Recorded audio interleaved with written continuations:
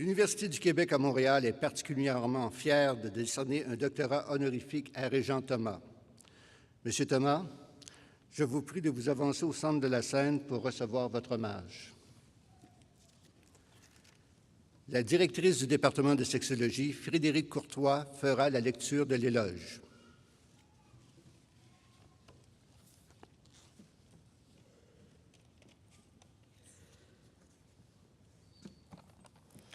Madame la Présidente, Monsieur le Recteur, Madame la Doyenne, finissantes et finissants, Mesdames, Messieurs, l'Université du Québec à Montréal rend hommage aujourd'hui à Régent Thomas en lui attribuant le titre de docteur honoris causa par décision de son conseil d'administration et sur recommandation de sa faculté des sciences humaines.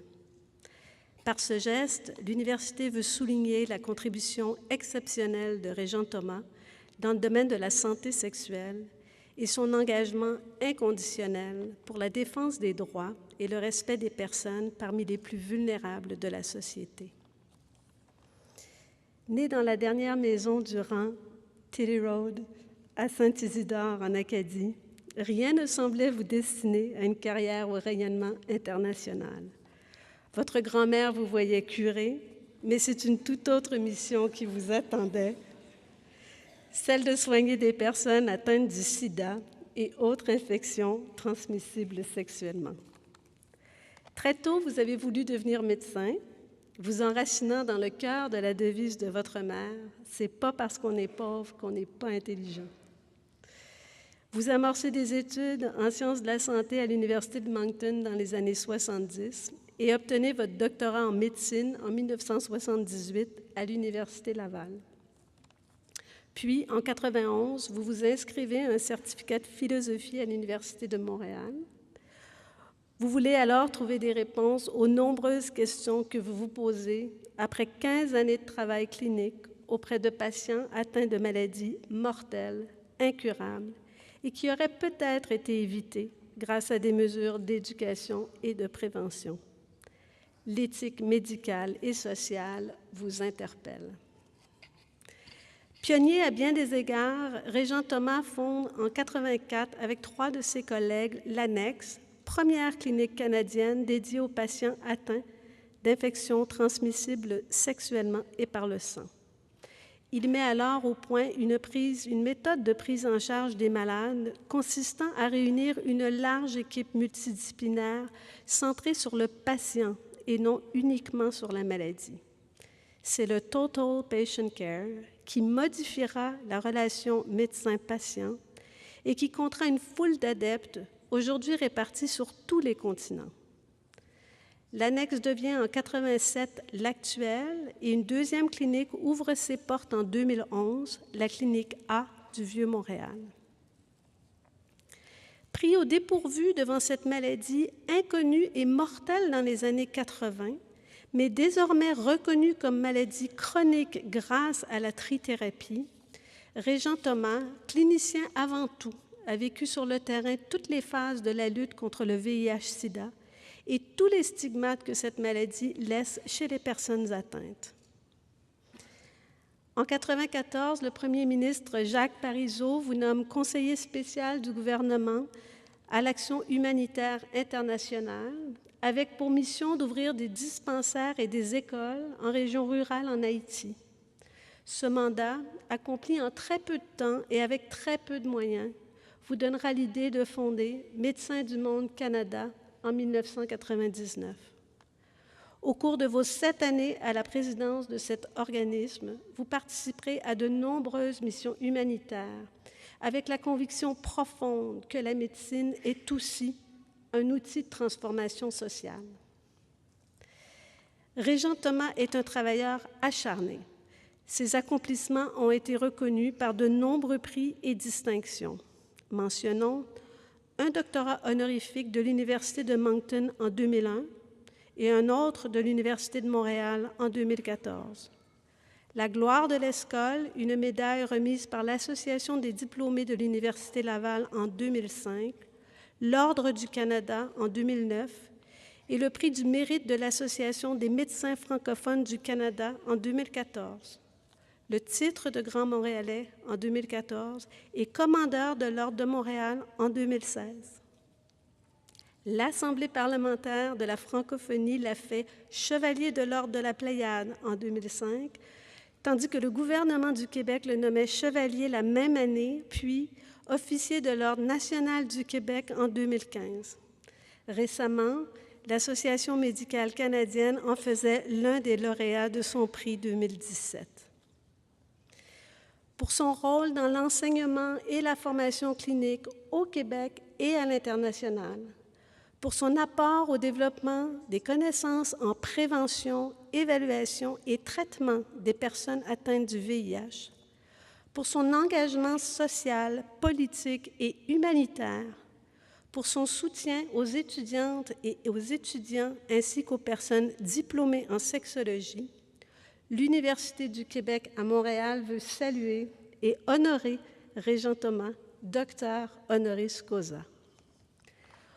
Au nom de la... C'est bientôt. Au nom de la Faculté des sciences humaines, Monsieur le recteur, je vous invite à conférer en séance solennelle un doctorat honoris causa à Monsieur Régent Thomas.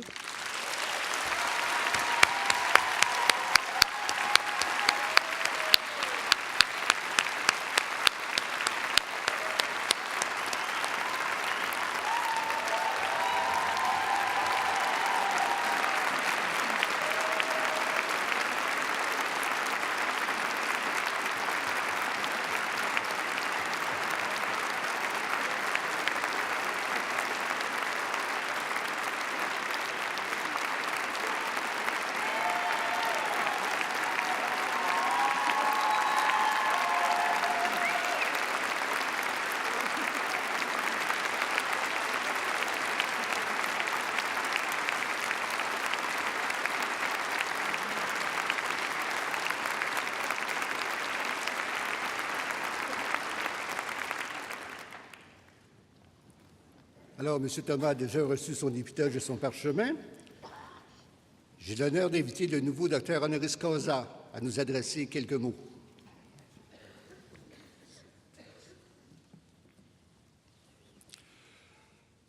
J'espère que vous ne vous endormez pas trop. C'est un peu émouvant quand même, entendre raconter sa vie.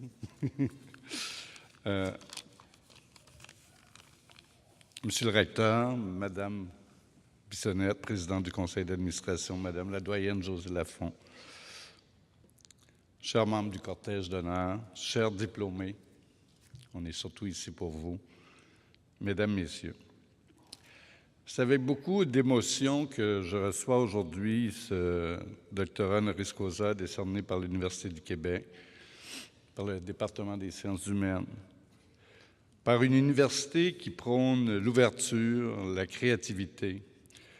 Je suis toujours impressionné, quand j'écoute les nouvelles, de voir le nombre d'experts qui proviennent de l'UQAM être sur la place publique, défendre la justice sociale, lutter contre la guerre et autres débats de société. D'abord, nous sommes voisins de quartier. L'actuel, et plusieurs étudiants le savent, l'actuel est tout près. Nous sommes voisins de quartier depuis une trentaine d'années, bien avant que ce quartier n'accueille le village gay ou devienne celui des spectacles. Et nous travaillons ensemble avec des projets depuis longtemps avec le département de sexologie.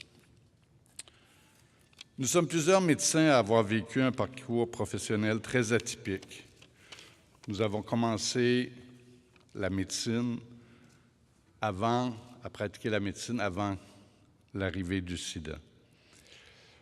En fait, j'ai eu mon diplôme en médecine en 1979. J'avais eu 10 minutes de cours sur les MTS, qu'on disait à l'époque, qui étaient principalement la chlamydia et la gonorrhée. On n'avait rien étudié d'autre et le sida n'existait pas. En 1982, alors que je pratiquais dans une clinique à Verdun, un patient est entré et m'a dit « Je crois avoir la maladie des Américains ». Je n'avais aucune idée de quoi il parlait.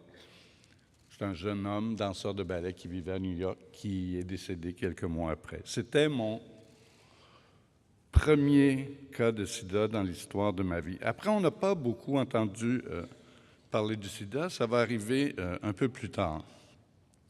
Durant nos études, nous avions appris à soigner, à guérir. Et là, pendant des années, nous avons été complètement démunis. Au lieu de guérir,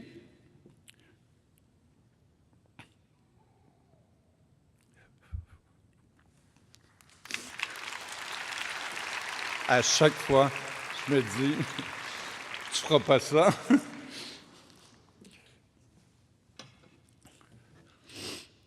Il a fallu apaiser, accueillir.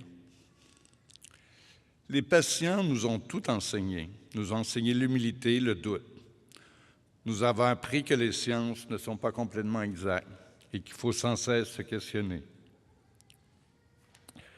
Ça a été le combat de ma vie pour soigner et témoigner.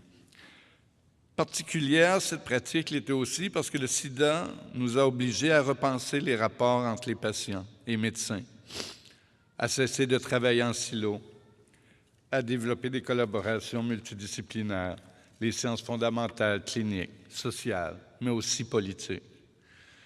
C'est ce développement d'approches globales, multidisciplinaires que nous avons essayé d'appliquer à l'actuel depuis le début.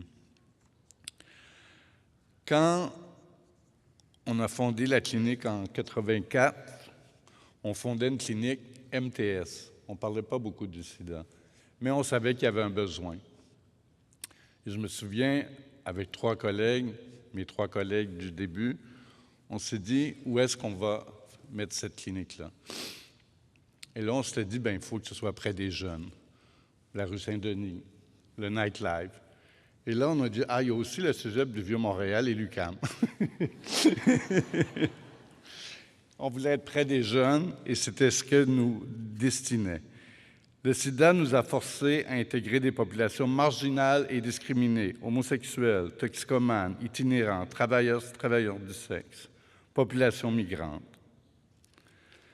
Quand on a ouvert la clinique en 1984, il n'y avait aucun service dédié aux homosexuels. Aujourd'hui, on prend ça pour acquis, mais si vous saviez le nombre de patients traumatisés que nous avons vus, rejetés par les services standards. Le sida nous a également conduits à comprendre des facteurs de vulnérabilité comme la pauvreté, la discrimination, la stigmatisation, la violence. Le facteur principal de transmission du VIH, c'est avant tout la vulnérabilité sociale. C'est pourquoi on dit souvent que le sida est un réformateur social qui nous a permis de lutter ensemble. C'est dans cet esprit aussi que j'ai fondé Médecins du Monde Canada dans les années 90 avec des collègues. Avec le temps, heureusement, le VIH est devenu une maladie chronique. Mais tout n'est pas gagné. Il reste beaucoup à faire. Le VIH ne se guérit toujours pas. Il n'existe toujours pas de vaccin. Et la lutte contre les vulnérabilités sociales est certainement loin d'être terminée. En 2017, malgré les avancées sociales de grande envergure dont le Québec a fait preuve, la discrimination, la stigmatisation demeurent. Il ne faut rien prendre pour acquis car les avancées sociales, vous le savez, sont souvent fragiles. Aujourd'hui, nous avons tous les moyens pour prévenir le VIH. Nous avons un traitement préventif aussi efficace qu'un vaccin. Nous avons récemment signé avec la Ville de Montréal l'objectif d'ONU-SIDA qui a comme objectif d'éradiquer le sida d'ici 2030 dans le monde et à Montréal. Nous avons tous les moyens, même si nous n'avons pas de traitement, même si nous n'avons pas de vaccin, nous avons tous les moyens, par le dépistage, le traitement et la prophylaxie, de pouvoir éradiquer le sida. Mais évidemment, pour ça, il faut une volonté politique. On espère que la Ville de Montréal va bien faire son travail et avec les autres gouvernements non plus. Pour clore, un message pour les finissants. Vous savez, je me promène partout sur la planète et je dis qu'on a les meilleurs sexologues au monde, grâce à l'UQAM. Et aussi, dans les médias, vous le savez, je défends beaucoup la présence de sexologues. Il n'y a pas d'éducation sexuelle dans les écoles depuis 2003. On est en pleine explosion de toutes les infections transmises sexuellement. En 1998, il y avait 3 cas de syphilis au Québec. En 2017, on en a 1000 par an, dont des enfants qui sont nés avec la syphilis. Ça n'a pas de sens qu'avec l'expertise dont l'UQAM possède, qu'on ne puisse pas travailler parce que c'est la jeunesse qui est surtout touchée. Et il n'y a pas seulement le VIH non plus. Les autres infections ont des conséquences très graves. Alors, je tiens à vous féliciter. Alors, moi, à 5 ans, j'avais eu un rêve de devenir médecin, même si ma grand-mère voulait que je sois prêtre. J'ai toujours cru à ce rêve-là. J'ai eu la chance d'avoir une vie professionnelle assez marquante. Et je tiens à souligner ici la présence de plusieurs de mes collègues, parce que ce doctorat honoris causa-là, je veux le partager évidemment avec mes collègues de la clinique actuelle et d'autres collègues, dont le professeur Autier. Parce que tout ce travail-là, ça ne se fait pas tout seul, c'est vraiment un travail d'équipe. Merci.